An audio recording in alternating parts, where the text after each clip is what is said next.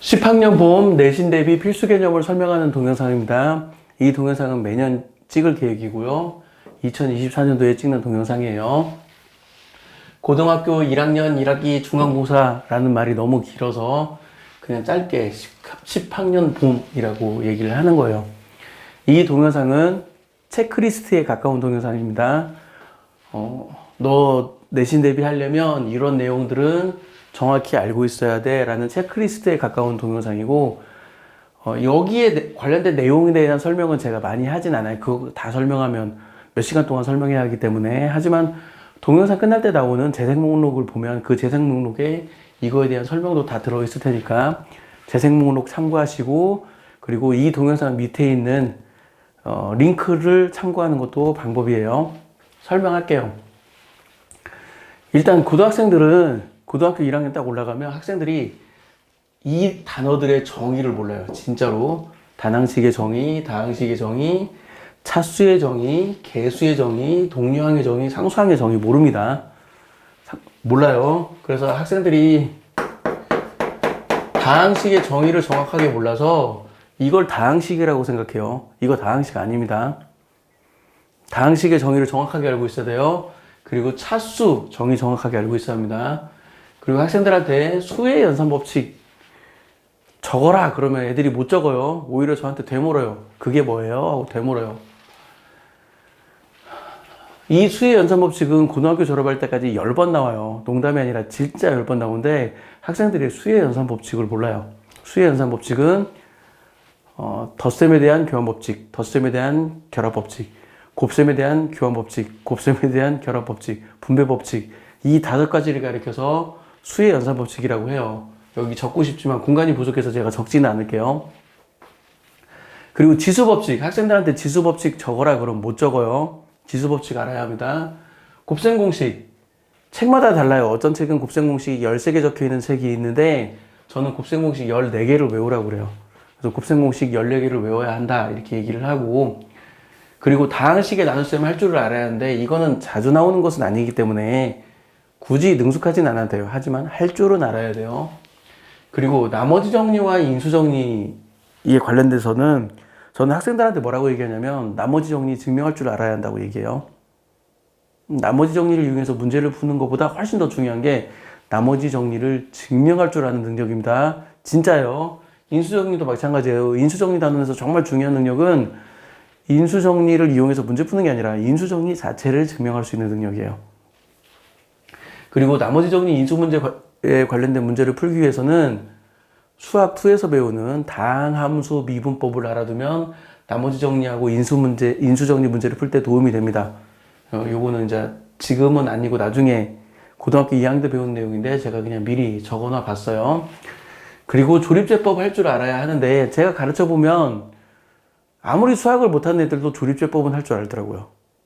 내가 경험해 봤을 때 아무리 수학을 못해도 조립제법은 할 줄 알고 2차 방정식의 근해 공식은 외우고 있더라고요. 2차 방정식 근해 공식. 유도는 할 줄 모르는데 2차 방정식의 근해 공식은 외우고 있더라고요. 근데 애석하게도 조립제법은 할 줄 아는데 다항식 나눗셈의 못과 나머지를 못 구하고 근해 공식은 외우고 있는데 2차 방정식을 못 풀어서 그런 거지 조립제법은 할 줄 알더라고요. 그래서 제가 학생들한테 조립제법은 그렇게 크게 강조하진 않습니다. 그렇지만 연조립제법은 할 줄 알아야 돼요. 연조립제법 할 줄 모르는 사람들이 있으니까 연조립제법 할 줄 알아야 하고, 그리고 인수분해 할 줄 알아야 하는데 당연히 이 곱셈공식 14개로부터 파생되는 인수분해 공식을 당연히 알아야 하고, 그리고 투수한 형태의 인수분해 있죠. 그 보기차식 인수분해, 상반식 인수분해 그런 거 할 줄 알아야 합니다. 그런 거 할 줄 알아야 하고, 저는 인수분해 공식을 따로 외우라고 하진 않아요. 어차피 곱셈 공식이나 인수분해 공식이랑 똑같기 때문에 따로 외우라고 하지 않고, 그리고 제가 칠판에 적지 않은 게 있는데 2차 방정식의 곱셈 공식의 변형, 이건 제가 칠판에 적지 않았어요. 어떤 사람들은 곱셈 공식의 변형을 외우라고 가르치는 사람도 있는데 저는 곱셈 공식의 변형에서는 중요한 능력이 곱셈 공식을 변형하는 능력이 저는 중요한 능력이라고 얘기를 해요. 그래서 곱셈 공식을 변형하는 연습을 저는 계속 시킵니다.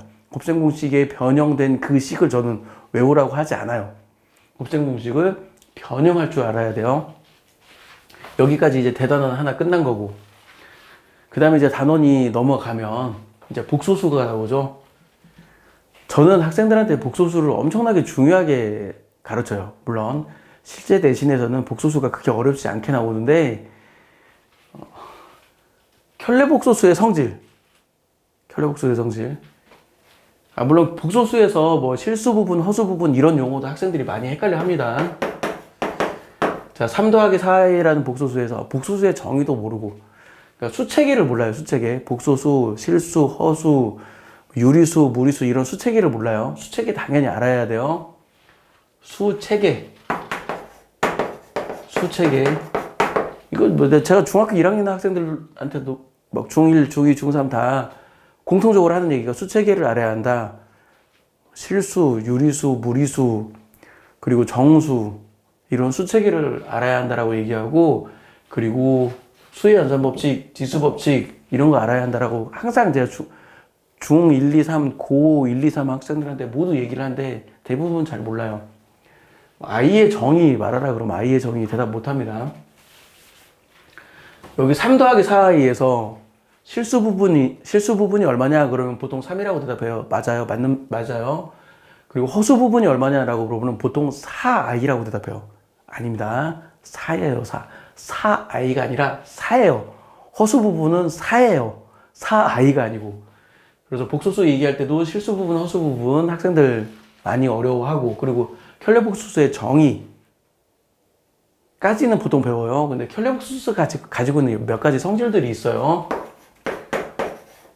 더한 다음에 켤레복소수를 잡은 거나 따로따로 켤레복소수를 잡은 다음에 더한 거랑 똑같다. 이거하고 관련된 성질이 5가지가 있는데, 그러니까 더하기, 빼기, 곱하기, 나누기, 거듭제곱까지 해가지고 켤레복소수에 관련된 성질이 5가지가 있는데, 그 켤레복소수에 대한 성질들은 현행 고등학교 교과과정에서는 깊이 있게 다루진 않아요. 하지만 이 켤레복소수의 성질을 알고 있으면 특정한 복소수에 관련된 문제 암산으로 풀을 수 있을 정도로 엄청나게 빨리 풉니다.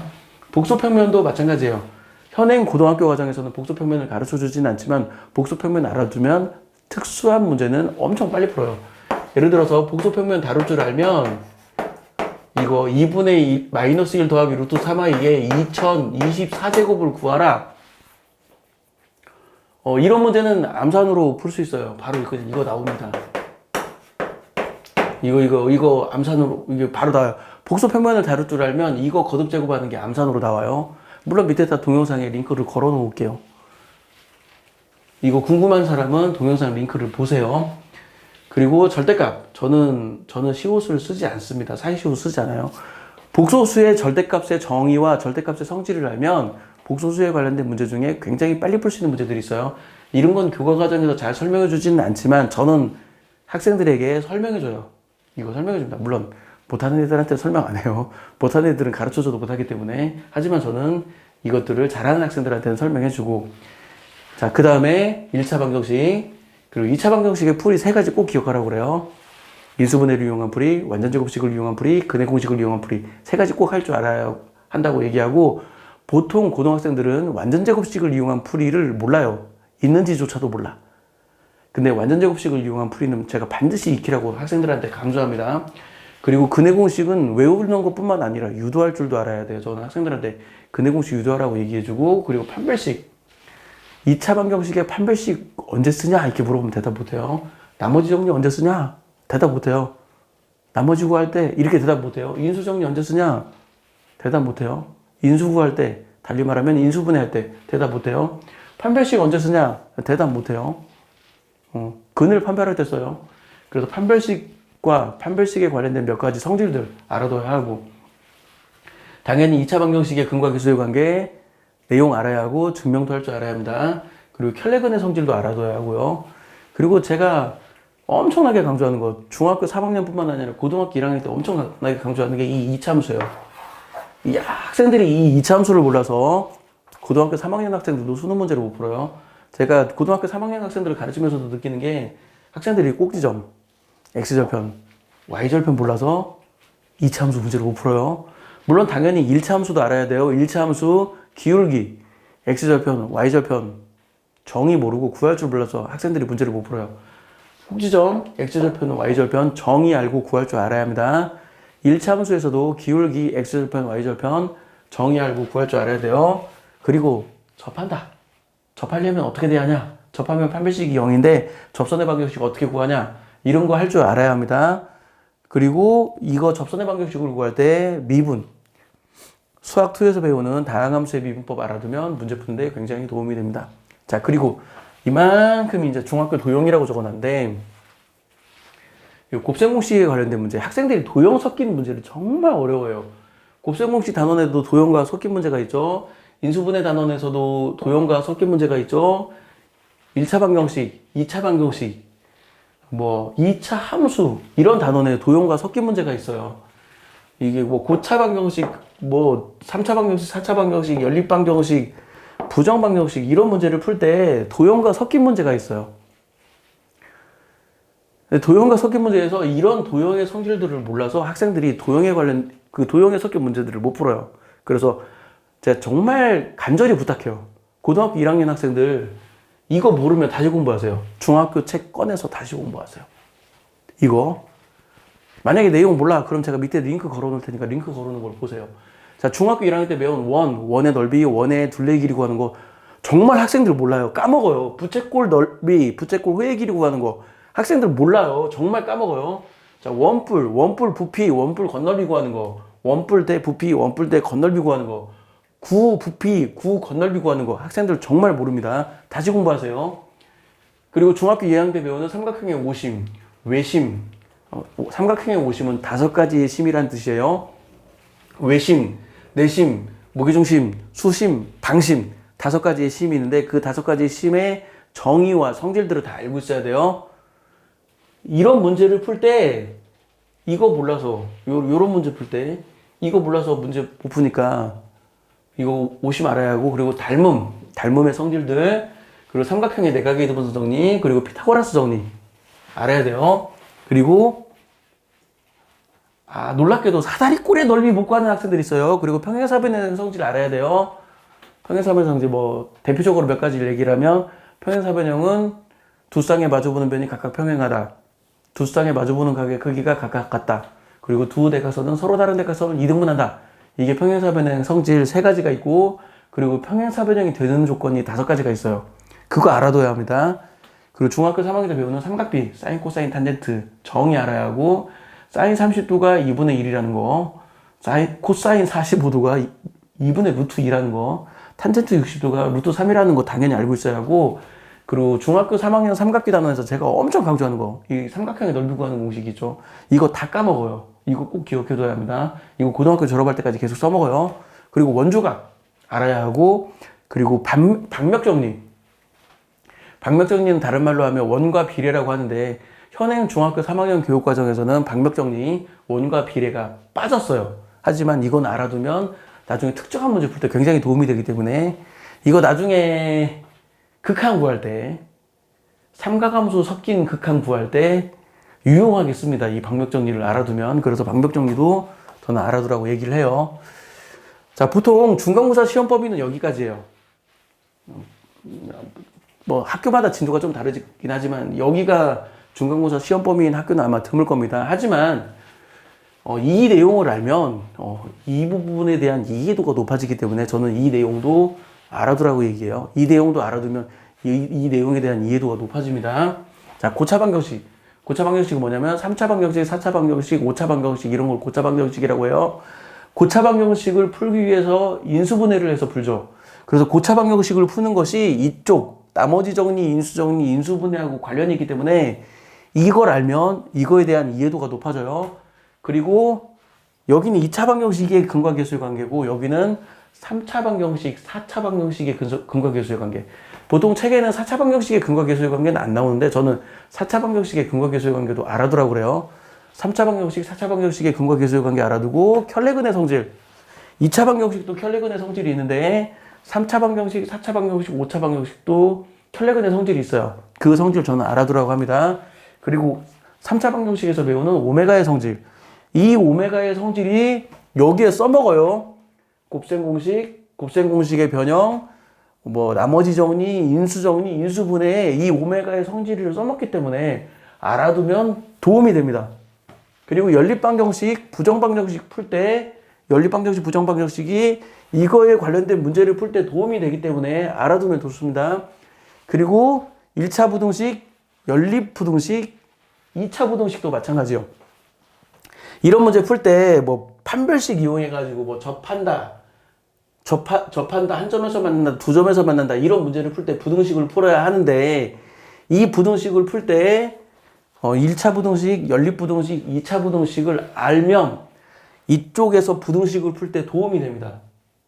도움이 돼요. 그래서 시험 범위는 여기까지인데 이거에 대한 이해도가 높아지려면 문제를 더 잘 풀려면 이것까지 익혀두는 걸 권해요. 여기까지 알면 이거에 대한 이해도가 훨씬 높아집니다. 저는 학생들한테 이거 꼭 기억하라고요. 이거 문제를 풀 때 이 부분이든 이 부분이든 이 부분이든 도형과 섞인 문제가 나오면 학생들이 정신을 못 차려요. 이 도형의 성질들을 다 까먹어가지고 문제의 조건에 맞는 식을 못 세워서 정신을 못 차려요. 근데 이 성질들을 꼭 알아야 합니다. 이 성질들을 다 정확히 알아야 여기에 관련된 문제, 여기에 관련된 문제, 여기에 관련된 문제를 자기 스스로 식을 세워서 풀 수 있어요. 자, 마무리할게요. 자, 이제 중간고사를 곧 볼 텐데 시험 잘 보시고 여기에 있는 내용들 자기가 잊은 거 있는지 없는지 꼭 확인하길 바래요. 제가 정말 좋아하는 게 학생들은 싫어하지만 제가 정말 좋아하는 게 백지에 써보라고 그래요. 백지 딱 주고 자 중간고사 시험 범위 네 머릿속에 있는 거 적으라고 해요. 생각이 안 나? 그러면 목차 보고 적어봐. 책 펼쳐서 책에 있는 목차 보고 적어봐. 저 이거 많이 시킵니다. 그래서 이것을 목차를 보고 내용을 다 적을 줄 알아야 돼요. 그 말은 바꿔 말하면 이거 보고 이거 다 적을 줄 알아야 돼요. 이거 다 설명할 줄 알아야 돼요. 수의 연산법칙, 지수법칙 다 적을 줄 알아야 하고 곱셈공식 14개 다 적을 줄 알아야 하고 다항식의 나눗셈 예를 들어서 설명할 줄 알아야 하고 나머지 정리 적고 증명할 줄 알아야 하고 인수 정리 적고 증명할 줄 알아야 하고 이런 걸 다 할 줄 알아야 고등학교 문제를 풀 수 있고 그리고 이제 당연히 이제 고등학교 1학년은 고등학교 시험 처음 보잖아요. 고등학교 시험을 처음 보는 학생들을 위한 팁을 얘기해 주면 첫 번째 어디서 많이 들어봤을 거예요. 고등학교 시험은 중학교 시험의 절반밖에 안 나옵니다. 중학교 때 80점 맞았던 사람은 고등학교 때는 40점 나와요. 중학교 때 100점 맞은 사람은 고등학교 때 50점 나와요. 그렇게 기억해 두시고 그리고 고등학교는 중학교와 달리 시간이 절대적으로 부족해요. 중학교는 시간이 남았어도 고등학교는 시간이 절대적으로 부족하기 때문에 주어진 시간 안에 다 못 풀 거예요. 그래서 몇 개는 버려야 돼요. 두세 문제 정도는 버리는 문제가 필요합니다. 그리고 두세 문제 정도 버려요. 두세 문제 정도 버린다는 말은 고등학교는 100점 맞기가 매우 어렵다는 뜻이에요. 그리고 중학교 과정은 유형이 많지 않아서 그 유형을 중간고사, 기말고사 시험 범위 안에 유형이 한 100가지 정도가 있어요. 그래서 그 유형에 대해서 반복 숙달 연습을 하면 성적이 나와요. 근데 고등학교는 유형이 500가지가 나와요. 그래서 모든 유형을 다 할 수 없어요. 그렇기 때문에 고등학교는 유형별로 공부하면 안 돼요. 절대 유형별로 공부하면 안 되고 어떤 문제가 나오더라도 내가 풀 수 있어야 돼요. 처음 보는 유형의 문제가 나오더라도 내가 풀 수 있어야 합니다. 고등학교 문제는. 그러려면 어떻게 하냐면 여기에 있는 내용을 정확하게 다 알고 있어야 돼요. 백지에 적을 수 있을 정도로 내용을 정확하게 알고 있어야 합니다. 그래야 고등학교에서 좋은 성적을 얻을 수 있고 수능 문제도 잘 풀 수 있어요. 좋은 결과 바랄게요. 마칠게요.